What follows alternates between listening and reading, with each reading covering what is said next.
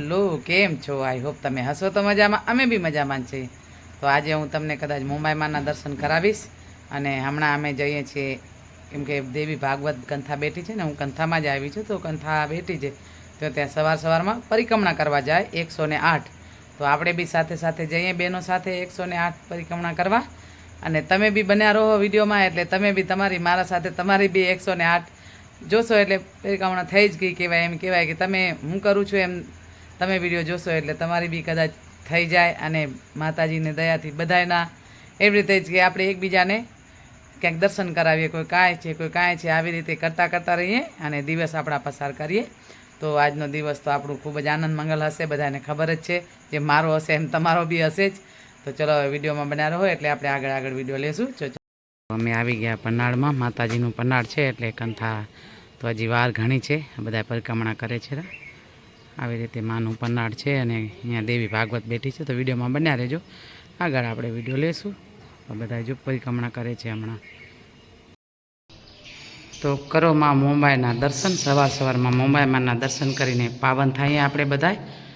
અને માના દર્શન કરવા આવ્યા હતા અમે, કેમ કે અમે પરિક્રમણા કરી 108 અહીંયા પોથી પરિક્રમણા કરતા હતા બધા. તો આપણે બી સાથે સાથે કરી, મજા આવી ગઈ. અને માતાજીના દર્શન ખૂબ કર્યા અને પોતીના બી દર્શન આપણે કરાવશું આજે જ, હમણાં જ આ જ વિડીયોમાં બન્યા રહેજો એટલે આગળ વિડીયો લેશું. તો માતાજીનું મંદિર બહુ જ મસ્ત છે, તમે જોઈ શકો.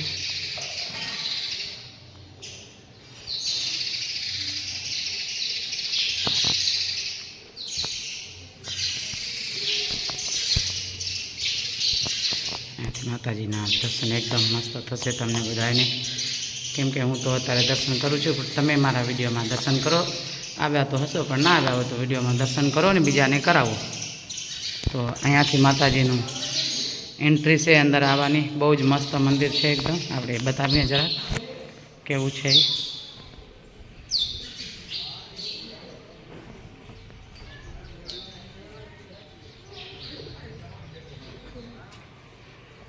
અમારી પેલા જૂની માતાજીના બધી કહે ને કે જૂની હાડને માતાજીની મૂર્તિ, એટલે આવી રીતે છે.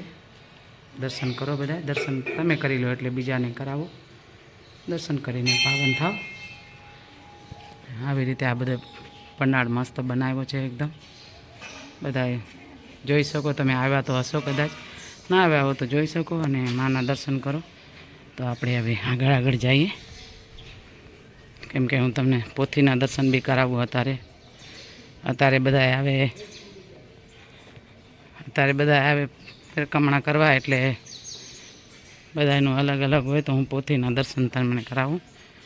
અહીંયા જજમાન બેસે છે, કેમ કે સવારની પૂજા હોય એટલે જજમાનને બેસવાનું હોય. તો આપણે આવી રીતે છે. હમણાં થોડી વારમાં જોશું 9:30 એટલે આ પન્નાળ તો પૂરો ભરાઈ જશે. અને અહીંયા છે પોથીના દર્શન. તો પોથીના દર્શન બી તમે કરો. તો આપણે પોથીના દર્શન કરાવીએ. તો બોલો જય મુંબઈમાં. આવી રીતે પોથીના દર્શન કરે બધા, અને બધા પરિક્રમણા કરવા આવે અહીંયા.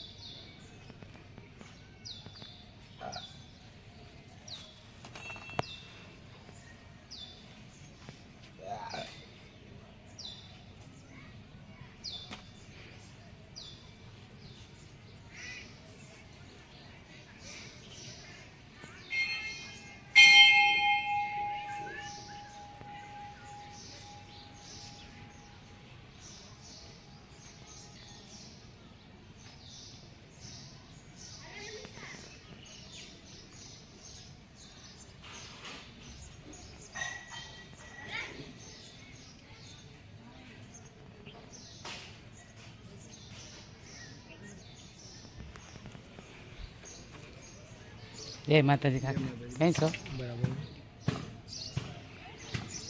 તો જો બધા સેવા કરવાવાળા સેવા કરે. અને અત્યારે સવારમાં એકદમ ખાલી છે, એટલે હવે આપણે જઈએ આગળ, કેમ કે આવો પન્નાળ છે માતાજીનું. તો માના પન્નાળમાં આવીએ તો ભાઈ આનંદ તો થાય જ ને આપણાને. કેમ કે આનંદ એટલે થાય કે એક આવો ઉત્સવ છે. જય માતાજી ભાઈ.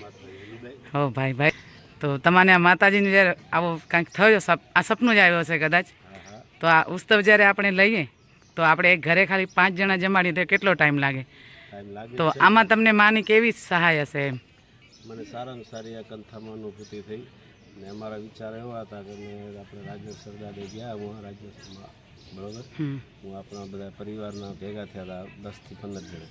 એ લોકો બધાને એવો વિચાર કર્યો કે આપણે માતાજીએ કંથા કરી તો ડાંગર પરિવારની સારી, બધાને યોગ્ય લાગે ને અહીંયા અમારા ડાંગર પરિવારના બધા ભેગા થયા.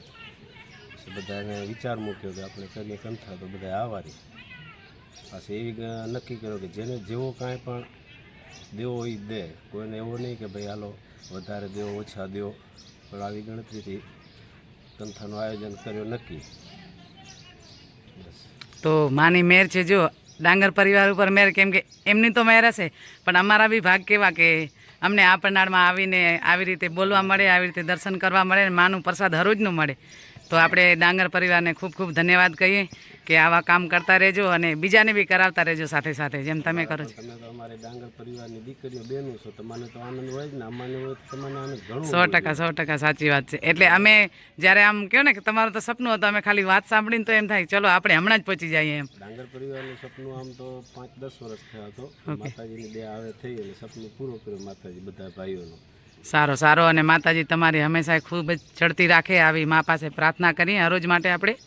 તો માતાજીને એક પ્રાર્થના કરીએ કે અમારો જેટલો ડાંગર પરિવાર છે એને એક કરીને રાખે અને હંમેશના દિવસ આવા જોવા જોઈએ કે માનું પ્રાર્થના કરીએ આપણે. તો આપણે હવે આગળ વિડીયોમાં મળશું અને તમે મારા વિડીયોમાં બન્યા રહેજો, એટલે આપણે આગળ વિડીયો લેશું. તો ચલો, જય માતાજી, જય દ્વારકાધીશ, જય સિયારામ.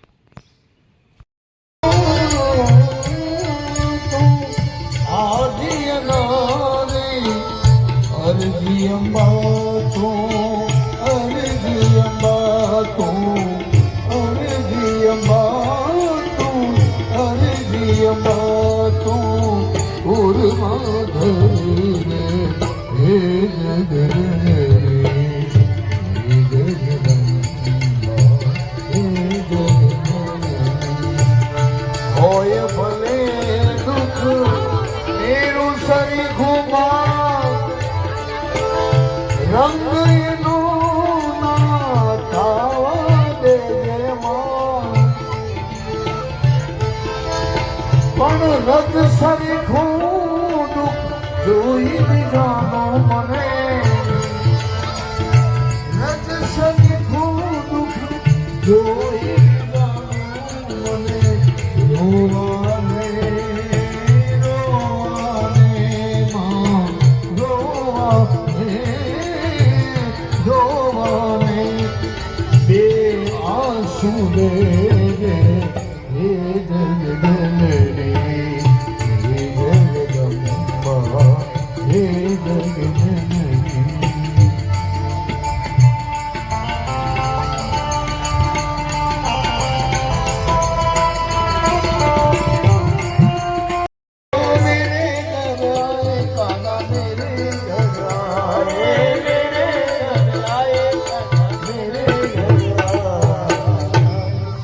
વસુદેવજી જે છે એ પોટલો લઈ અને ગોકુળમાં આવ્યા. ગોકુળમાં રાત્રિનો સમય હતો. આજે શ્રીમતી ભાગવતના કથાની અંદર આ મહાદેવી રાજન સરિયા ડાંગર પરિવારને આયોજિત દેવી ભાગવત ની અંદર આ કૃષ્ણ જન્મની આ સૌ ઘરાણા વાસીઓને બધાઈ હો.